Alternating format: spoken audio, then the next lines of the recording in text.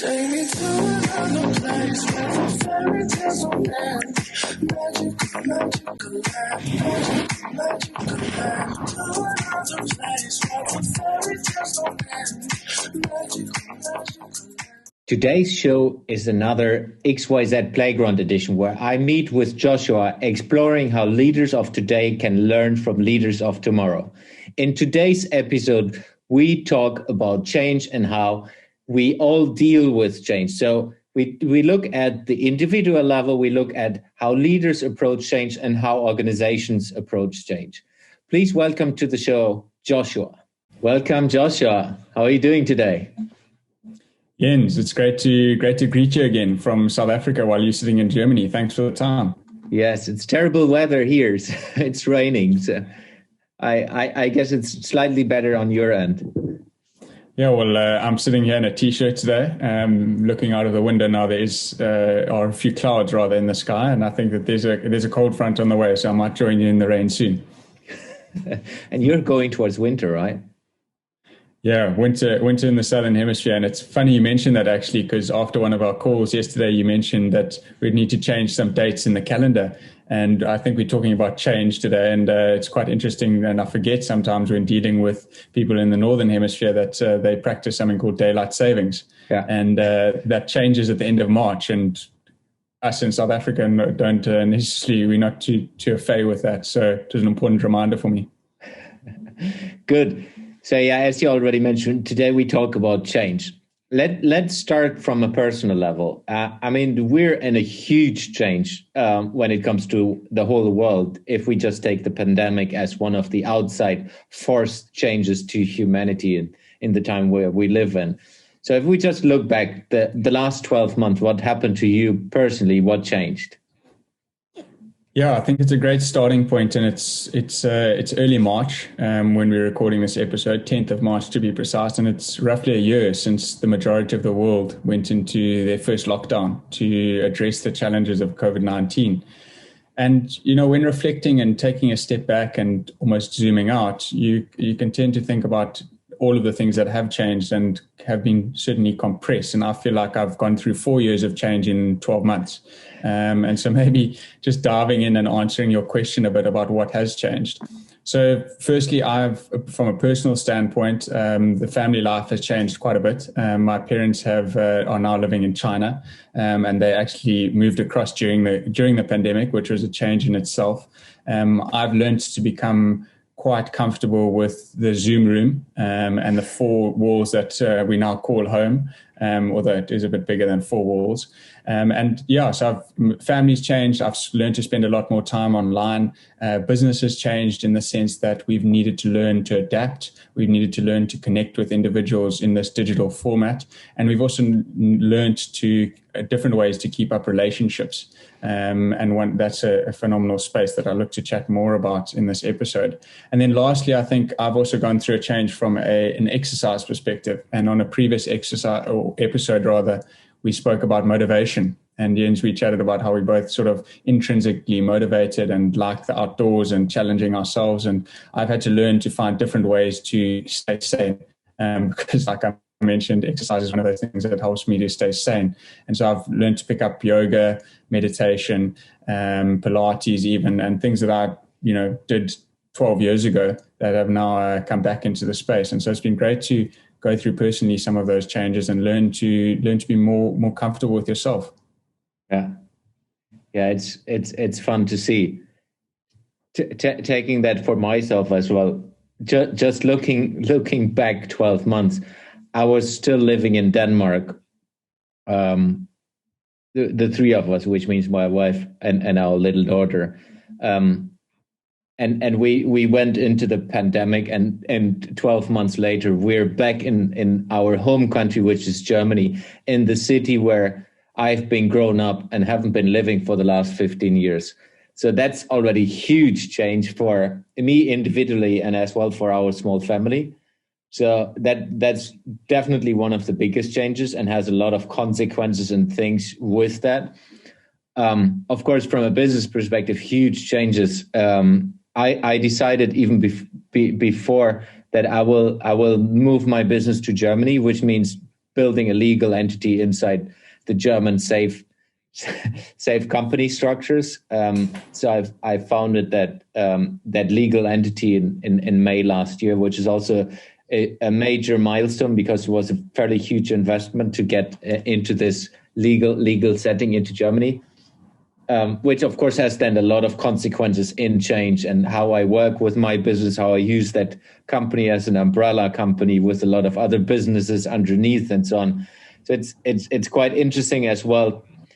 Just going into small details, how like living at home and working at home the whole time has changed for me. Because if you just compared the year before, I was traveling quite a bit. I was working with a lot of clients in different countries.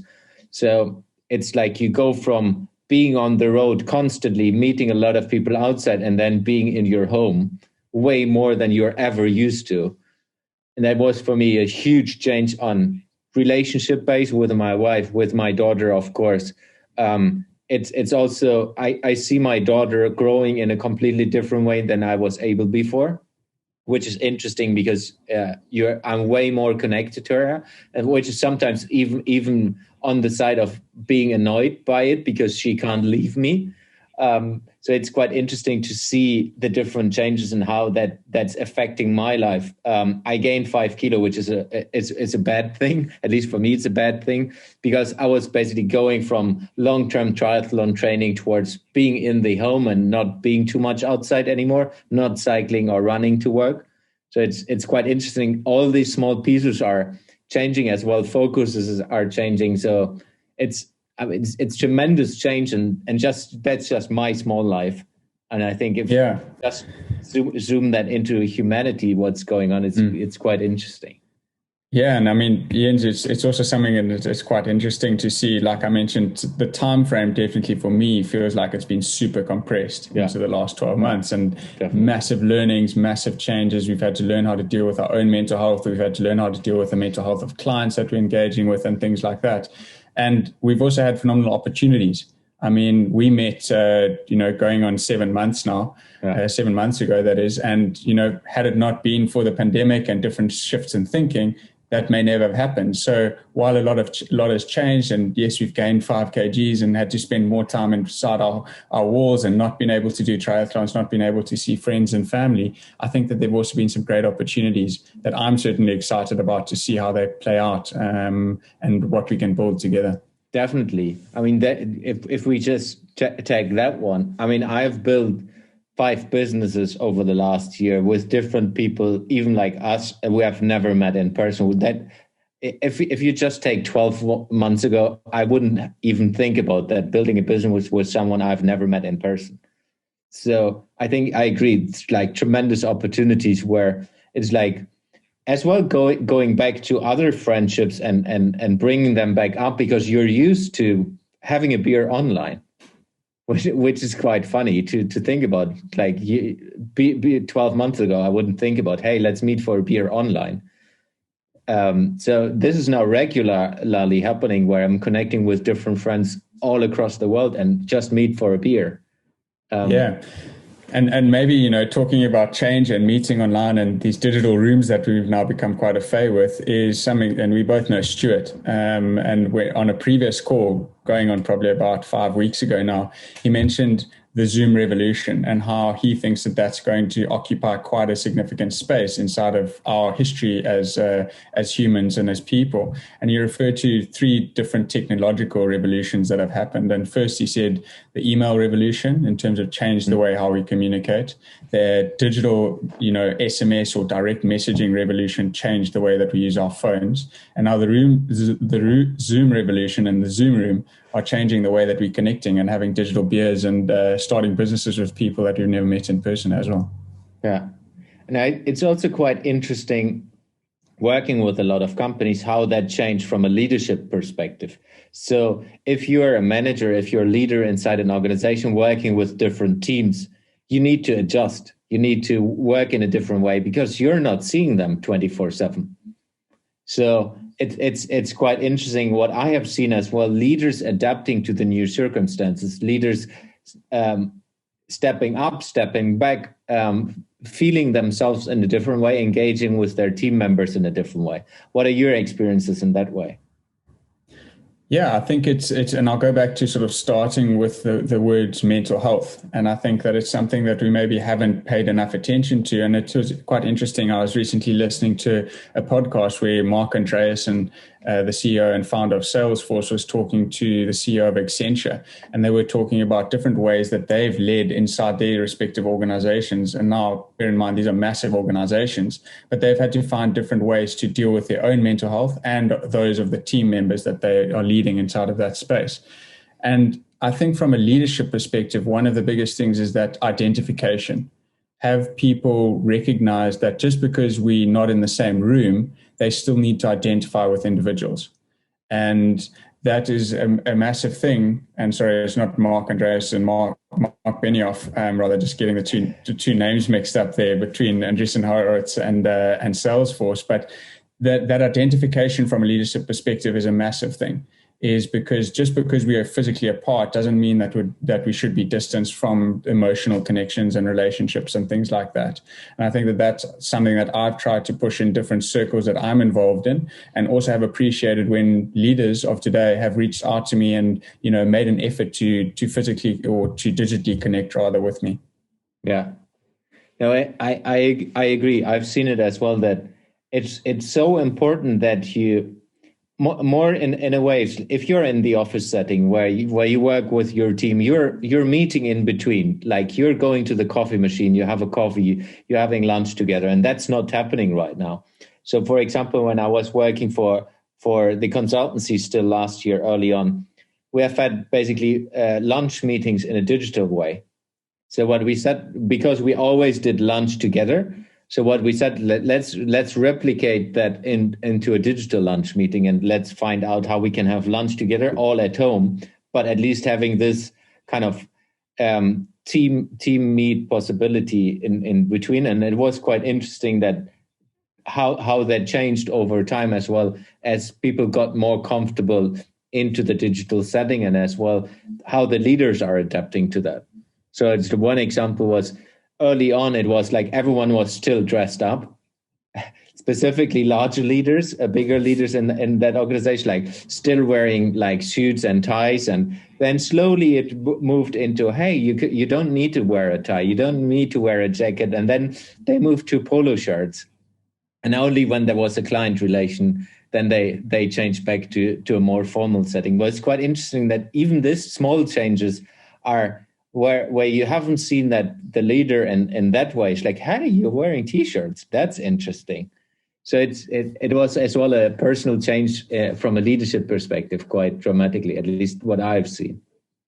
Yeah, and I think it talks well to the clothing brand that you're wearing in terms of the way people are, you know, thinking differently around that space that they're creating. But also, like you rightly mentioned, I think people have got to see a different side of people that they've interacted every day with at a physical office. And I think that that's quite an interesting space that companies and businesses need to think about quite carefully as they bring their employees back to offices, in terms of how they can enable that, how are they creating that space that people have both enjoyed, but some haven't enjoyed as much over the last 12 months. And how do you combine that physical and digital? And something that many people will be familiar with is that water cooler moment. And how do you create the water cooler moments online in a digital setting, but also back in physical spaces when it is safe and appropriate to do so? And I think that that's quite an interesting thought for leaders to get their heads around in terms of what does the future look like.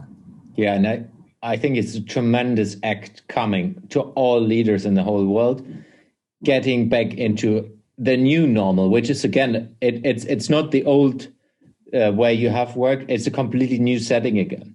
So I think that's a huge thing, which some companies are most probably even not aware of, or leaders in companies are not aware of, that as soon as you can go back to the office space, the whole thing and office space and the ways of working have changed over the last 12 months. So you're starting to do something completely different again, which feels awkward when you start doing it. So it will be quite interesting how leaders help employees and people they work with, enable them to do that change. So I'm not connected too much on that topics right now to large organizations, how they do that and how they plan that. I just hear and see in the news that some big companies have decided they will not go back to the office until at least September or October or end of the year, or not at all this year. So it's quite interesting how they will support the employees doing that in the new setting. Yeah, and I think it goes back to that understanding of people, and everyone is different, and different people work differently in different scenarios. And I think if you just use some of the mutual people that we know, Jens, in terms of, we've heard stories about people going back into their offices when they've been allowed to do so because they haven't been able to work inside of their home environments, whereas some people are very comfortable working from home. And that also talks to different motivations, different styles of work and things like that, that people, I think leaders are going to need to be far more cognizant of going forward, because how can you actually get the most out of the individuals in your organization or in your team? Even if you're a manager from a team, I think that gives you great food for thought around how you really need to get to know someone at a far deeper level, and you can learn or use the lessons that you've learned rather over the last 12 months to do that. Yeah, and as well, having the empathy of understanding their individual personal situation. So we have been on a call yesterday where a person was saying, hey, inside of the kindergarten of my sons, there was like a COVID case. So the son is at home, which changed. It can change from like within 5 minutes. Okay, you have planned a lot of meetings and it's a digital setting with clients, with others involved. And then your son is at home, which is 3 years old. And you need to take care of that little human being. You can't just say, no, I don't have time for you. I'm going my own way, which is like I'm working. So as a leader, manager, you need to adapt to that this is going to happen. And I'm pretty sure the whole behaviors to these topics have changed over the last 12 months, which means that's something that's going forward in similar ways or other ways when you open up the office again. Adapting to that and having the empathy as a leader to say, hey, I see your point. I understand. Take care of the little one, or let's bring him into the meeting and do it in a different way. And I think that flexibility will be a huge leadership task going forward, where one thing is driving, of course, the business going forward, reaching the goals of the business. The other part is how do you work with the people inside your teams and empowering them and supporting them inside their different situations. And most probably, which I'm thinking a little bit of, companies will be more in a distributed going forward. It's a lot of leaders and managers have found out that it's valuable to work with people from different nationalities, different ways of thinking inside your organization. And it's way easier to let them be part of their local team somewhere else and work with them in a digital setting because it works. And we have proven now 12 months that it is working. Yeah. And I think, there's another podcast and another conversation that we've had where we refer to the term nucleus. And I think it becomes incredibly exciting when you think about, again, how can you combine the physical and the digital to enrich the nucleus? Can you make can your company actually become stronger, better, more diverse with different perspectives that are enabled by combining physical workspaces with digital workspaces? And for me, as a young thinker in the world, that's a phenomenal space to start thinking about. And it also gives me great ideas, latching onto the term that you used about a distributed workforce. Because I think it allows us to connect with, meet, and learn from a variety of people around the world. Yeah. If we just bring that back into where we're engaging, which is the XYZ Playground, where we look into, hey, we're building a platform where we match young thinkers with experienced thinkers and help them to engage in a reverse mentorship setting. I think that's also like what we have been working on just for us as a smaller team is we are connected through different continents. And most probably if we would have been all in the same city, we wouldn't be as effective and as valuable towards the mission we have set ourselves out to achieve.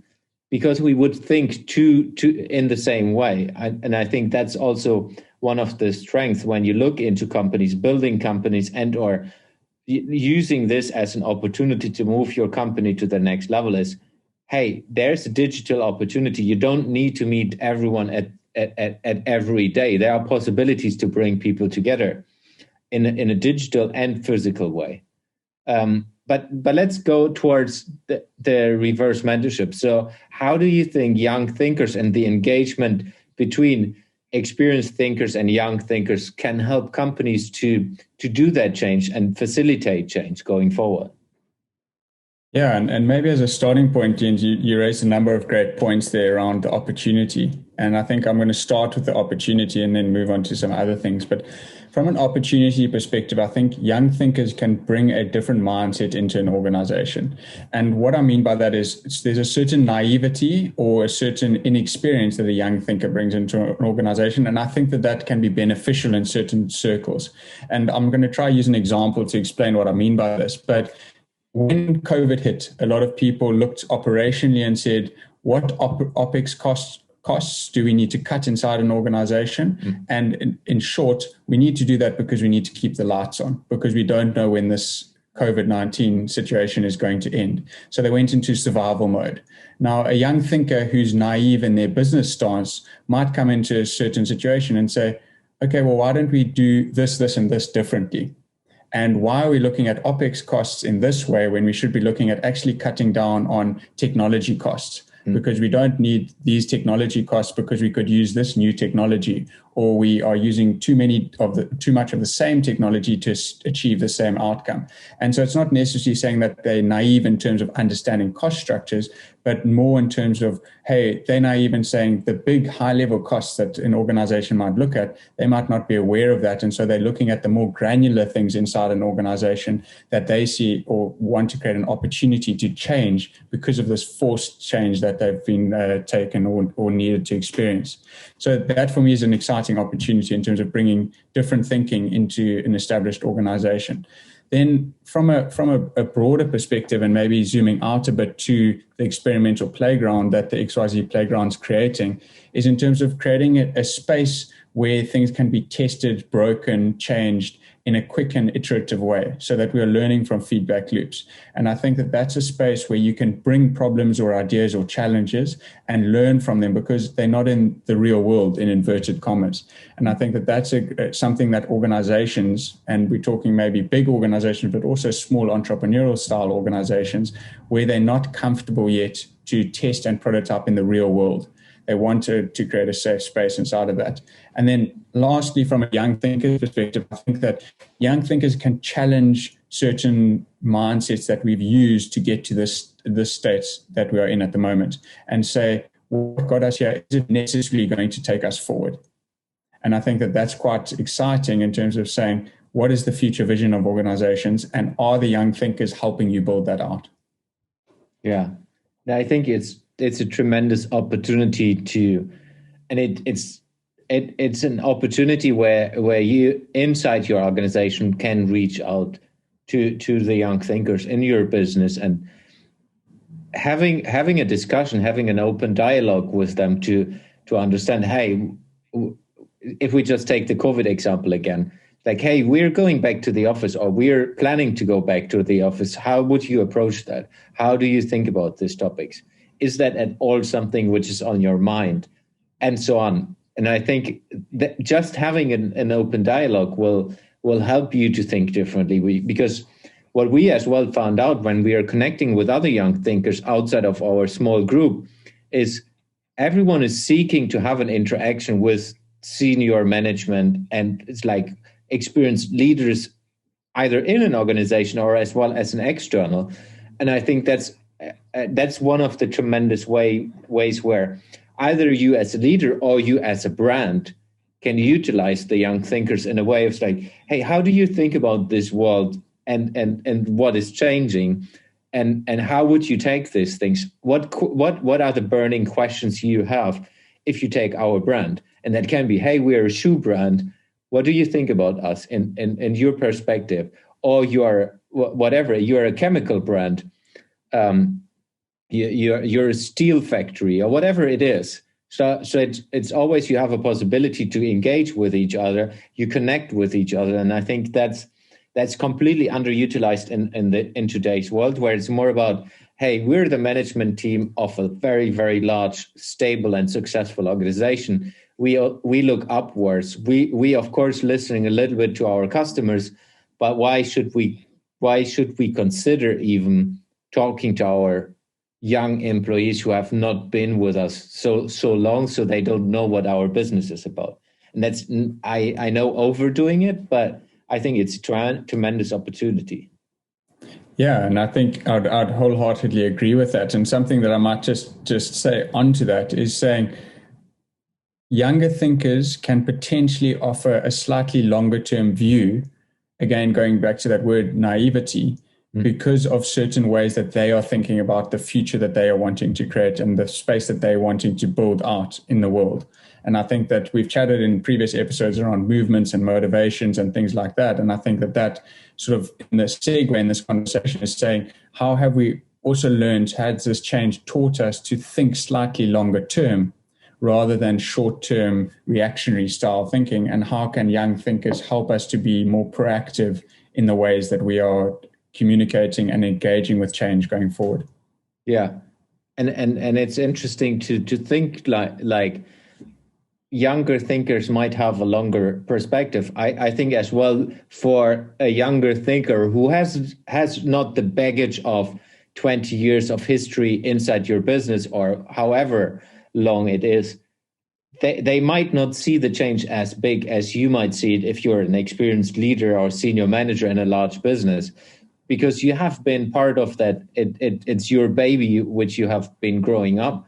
A younger thinker might question things which you might be never questioning because it's just the things you have built up. And I think that's also where, if we talk about change management, a younger thinker don't see the change as so big. So they might take it in a completely different way, which might be faster, might be a different approach, which I think is something every manager and every business owner need to consider today, because the world is changing and the adoption rate is still low. I mean, if we just talk about digitalization, being back in Germany, that's one of the worst things I've ever seen. And Germany is a leading country in a lot of things, but definitely not in digitalization. Specifically, when you come from the Nordic countries in Europe, Sweden and Denmark, they're far ahead of these different things. And just small things. It can be a register of your health topics. In Denmark, you have a number, and if you go to a different doctor, they can see your history. In Germany, it's paper, and maybe they have tools as well, but it's not that they can engage with each other, and another doctor can see that, because it's only in the system of one doctor. And that's just one of the examples where I believe young thinkers can enable different ways of thinking and help to make the change happen in a completely different way than you would normally do it from a large organizational setting. Yeah, and I think, there's such great points inside of that, because you're talking about how do we adapt. And sometimes when I think we think about change is that we necessarily think about it in a negative way. Yeah. And then you start thinking about, and you've used the word before, Jens, is around ecosystems. How are you creating ecosystems? And inside your ecosystem, you've got feedback. And how are you maximizing and listening to that feedback? And if you think about your point around bringing a young person into an organization or a team, just to offer a different perspective, that offers a different level of feedback that can then make the ecosystem stronger, more sustainable, more robust to tackle future changes going forward. And that's something that I think that we can all learn from what's happened over the last 12 months, is because I think that we got too comfortable in our current state. And we didn't necessarily think about, hey, what does this look like if this happened? And, you can reference a great thinker like Bill Gates, who gave a TED talk a number of years ago about pandemics and saying the world is at risk to pandemics. Yeah. And what happened? We were thoroughly at risk.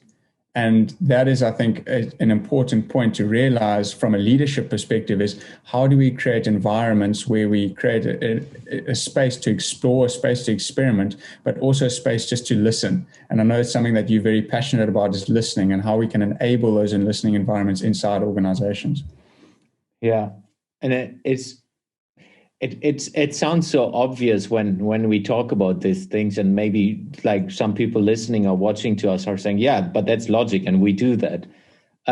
Funnily enough, it's a huge change for a lot of organizations, and even that you think it's a no-brainer that inside a large organization you should talk to your youngsters, you should talk to the young talent, and you should bring them into change projects, you should bring them into business projects. It's just not happening.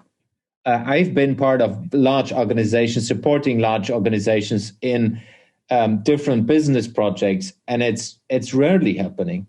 Even that you would say, hey, that's definitely a no-brainer, but it's just not going to happen in today's world. So it's really, if we talk about change, that is a change in mindset for. If we talk about executives in organization, that's the same change of mindset where it is, okay, I know I don't know everything. So that means, what if I would do this? What if I would approach a young thinker in a different way and just do that with the willingness to listen, not argue my point, just with like curiosity and understand, hey, how do you think about the future if we just going back to the office? How do you think about our organization will change when we go back into the office? How would you like the company to be in 5 years? If you would take my job, how would you approach that? So just opening up this question without having a targeted answer you want to hear, building trust with the young thinker will help you to get an answer which you might never have expected to hear. And I think that's facilitating that and making that happen is one of the opportunities we have in this time. And that's what we are all about in the XYZ Playground. How do we do this? How do we facilitate these interactions in a way that it is a safe environment, like we call it playground, where you can ask questions you're not comfortable with, and the younger thinkers will grow into answering that questions or giving their opinion towards that questions. And I think that's for me, that's a big attractor for both sides going forward. Yeah, and I mean, we've covered an enormous amount today. And I think, like I mentioned, timelines have been compressed. We've experienced a radical amount of change in the last 12 months. And I think, Jens, a lot of the points that you raised might seem logical. And people, like you said, might say, hey, but I already do that. But do you actually do it well enough? And do you open up your ears when other people are talking? And do you not only let one thing come in here and out the other side, but actually process what is being said? And I think, like I like to say in a number of things that I engage with, is the talking and the iterating and the thinking behind it is one thing. It's actually time to step up and do it.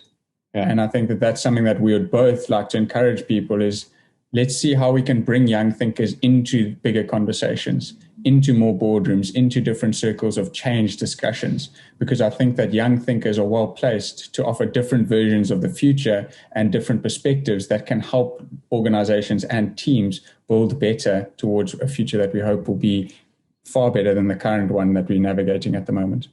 Yeah. Love that. I would like to close our conversation on that statement. So in case you're listening or watching this episode and you have done something like this, please comment, please let us know, because we really would like to learn from how you do this, what you experience. If you're a young thinker and think, hey, that sounds interesting, check out the website xyzplayground.com, where we try to help and educate a lot of people around this topic. And this kind of podcast setting is one of the ways we have chosen to bring out our ideas, the way of thinking of engaging between two different worlds, if we call it like that, going forward. Thank you very much, Joshua, for being with me again, and looking forward to the next one. Thanks, Jens. Chat soon. Chat to you. Thank you. Bye. to another place where the fairy tales don't end. Magical, magical land, magical, magical land. To another place where the